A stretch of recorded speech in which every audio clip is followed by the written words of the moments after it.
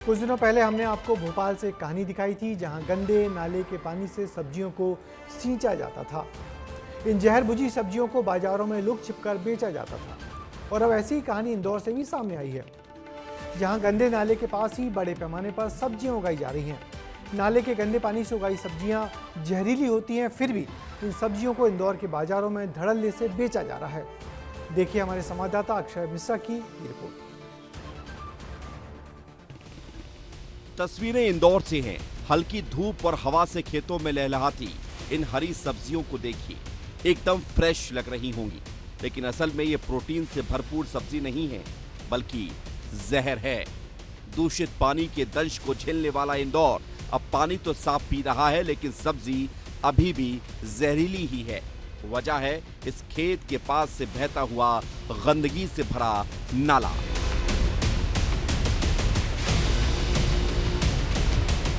इस नाले के पानी को इस्तेमाल करना तो दूर, आप इसके गंदे पानी के बदबू के चलते कुछ मिनट यहाँ खड़े भी नहीं रह सकते। लेकिन इसी गंदे पानी से खेती होती है। इस पाइप को देख रहे हैं आप, इस पाइप से पानी नाले से सीधे खेतों में जाता है और इससे सब्जी जहरीली होती है। मैं जब आपको खबर बता रहा हूँ तो सांस लेने में भी समस्या हो रही है, क्योंकि इतनी बदबू इस नाले की यहाँ पे आ रही है और यही सब्जियाँ आपकी थाली तक आती हैं। ये कितना गंभीर विषय है।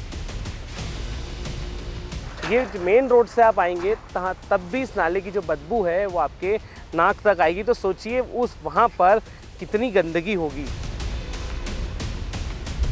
साफ शब्दों में कहें तो इंदौर के लोगों की थाली में सीवर की सब्जी परोसी जा रही है और ये सिलसिला सालों से जारी है। ना कोई रोक, ना कोई टोक, ना नगर निगम की नजर, ना स्वास्थ्य विभाग की चिंता। कहाँ बोई जा रही है, किस पानी से बोई जा रही है, किस पानी से धोई जा रही है, क्या डाला जा रहा है, कोई ध्यान ही नहीं देता। जो नाला है, भागीरथपुरे का जो नाला है, उसके पास में भी सब्जियों का खेत है, तो सब्जियां बिल्कुल बकायदा उसी के पानी से धोई जा रही है, उसी के पानी से सींची जा रही है। अब ये नाले के पानी से सालों से सब्जियां उग रही है, हमको खाना पड़ती है, हमको कहीं मालूम नहीं पड़ता, हम भी खा लेते हैं, फिर बीमार हो जाते हैं। जब इस पूरे मामले को लेकर हम डॉक्टर के पास पहुंचे तो उन्होंने साफ साफ कह दिया कि ऐसे पानी पीने से या फिर सब्जी खाने से कैंसर की बीमारी हो सकती है।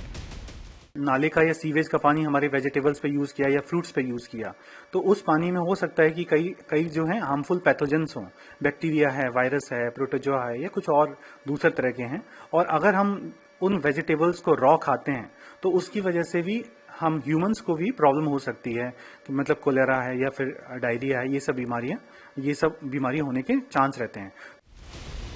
समस्या गंभीर थी, लोगों की जान का सवाल था, लिहाजा हम उन जिम्मेदारों तक भी पहुंचे ताकि इस बार ही सही अनहोनी होने से पहले कम से कम कार्रवाई तो हो जाए। देखिए, ये विषय कल अखबार और आप लोगों के माध्यम से हमारे संज्ञान में आया है। कल ही हमने इसको लेकर संबंधित अधिकारी, जिला प्रशासन को निर्देश दिए हैं कि जहाँ जहाँ भी ये हो रहा है उसकी तुरंत जांच करें और यदि इस प्रकार से दूषित पानी का कोई उपयोग कर रहा है तो उनके खिलाफ कार्रवाई भी करें।